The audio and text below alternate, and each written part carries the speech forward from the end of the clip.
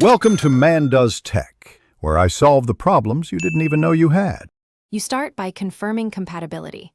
Identify whether your headset uses Virtual 7, one software or hardware decoding, because the fix path differs. Once done, make sure Windows 10 is fully updated and you're on an administrator account so drivers install cleanly. Connect the headset directly to the PC USB port or correct audio jack. Don't use unpowered hubs or passive splitters. This prevents intermittent detection issues and saves time when you move to driver reinstall and software setup next. You now remove stale drivers.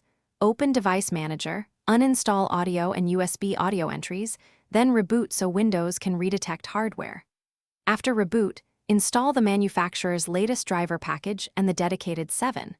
One control application if provided. This enables virtualization and EQ. Once installed, open sound settings and set the headset as both default playback and default communications device, because many games or chat apps route differently. Make sure the headset app 7. Finish. Thanks for watching. If you found this helpful, don't forget to like and subscribe.